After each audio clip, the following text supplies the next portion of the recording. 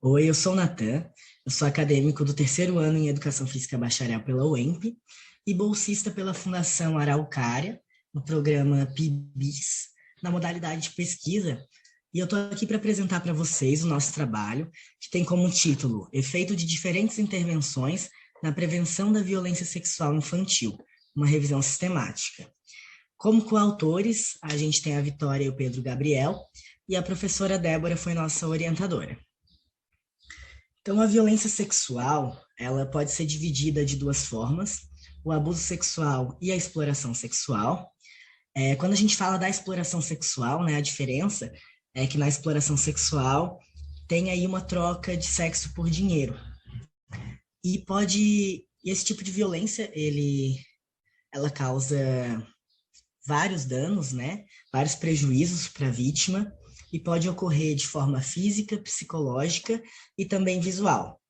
Muitas pessoas não consideram, por exemplo, a exposição a alguém, a pornografia, ou então até mesmo pedir para ver partes do corpo de alguém, não consideram como um tipo de violência sexual, mas na verdade é. E as crianças são uma das populações mais vulneráveis, as crianças e os adolescentes, a esse tipo de situações. E levando em conta que a sistematização, né, desse conhecimento, né, da produção sobre a violência sexual infantil, ela pode servir como ferramenta para o combate à violência sexual, né? O objetivo do presente estudo foi realizar uma revisão sistemática com os efeitos de diferentes estratégias e intervenções na prevenção da violência sexual infantil.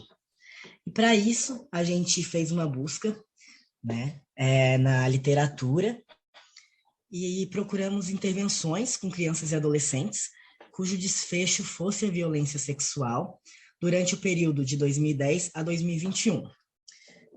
As bases de dados que foram buscadas foi o Cielo, o Lilacs, PubMed, PsyNet e o Science Direct. A gente também fez uma busca manual na internet para ver se a gente encontrava algum trabalho também relevante que não tivesse nessas bases de dados. E a estratégia de busca que a gente utilizou no PubMed foi essa. E os termos, né, estão associados à violência sexual e também a crianças e adolescentes. Depois de fazer essa busca, a gente fez a leitura de todos os títulos e foram selecionados, então, né, de acordo aí com os critérios de elegibilidade, 1.539 títulos. Então, a gente tirou todos os duplicados e foi ler os abstracts, né? Selecionamos de acordo com os critérios de inclusão também.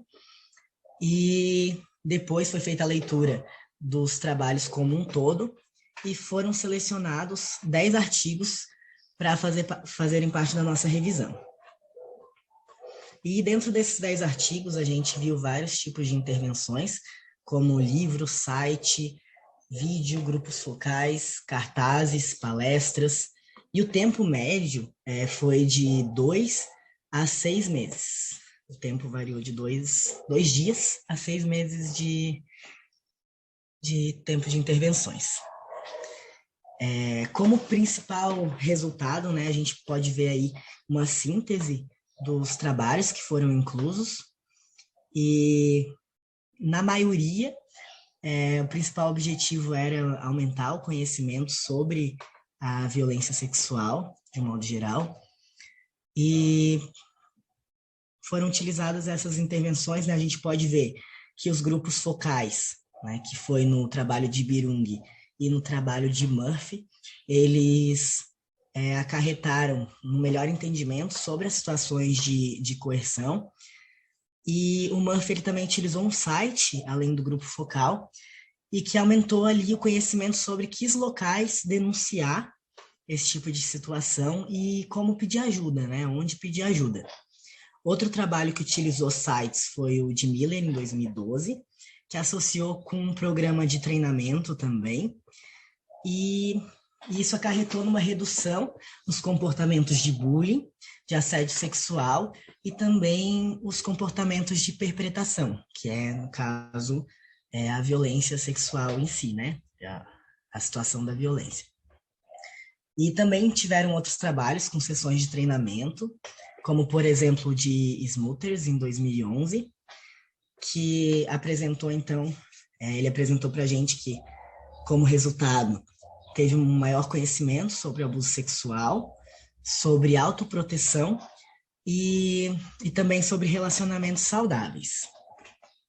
A gente tem também workshops, né?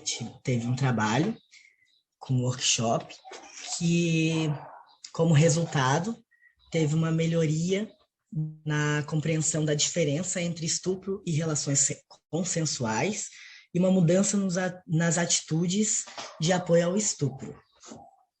E também tivemos os trabalhos de Taylor, que ele utilizou cartazes. Esse trabalho foi muito interessante porque, além de informações sobre a violência sexual nos cartazes, tiveram alguns cartazes que foram feitos mapas. Esses mapas foram construídos junto com os alunos, que indicaram quais os pontos da escola que eles se sentiam inseguros com relação a esse tipo de violência.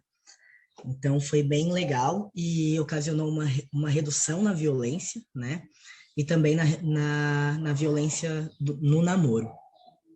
Um dos trabalhos, que foi o do UD, em 2014, eles capacitaram os professores e os professores auxiliaram as crianças a pintar um livro, né, que continha algumas situações de violência e de abuso sexual.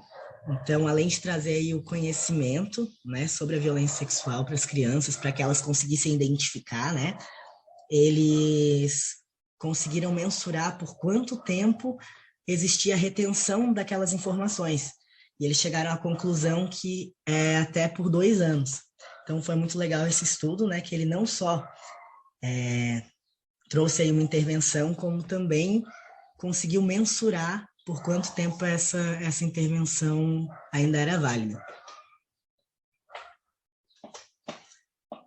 E se a gente levar em conta, né, que a violência sexual contra as crianças e os adolescentes acontecem majoritariamente em casa, a gente pode ver aí por esse gráfico que 14% dos agressores são os pais, 28% os padrastos, os irmãos também estão ali com 2%, 6% os avós e 10% os outros parentes, né, de uma forma geral. E essas vítimas, 94% dessas crianças vítimas, elas estão na escola. Então, a gente pode ver que a escola, ela já tem o papel de formação do indivíduo, né? Ela já tem esse papel de transmitir o conhecimento.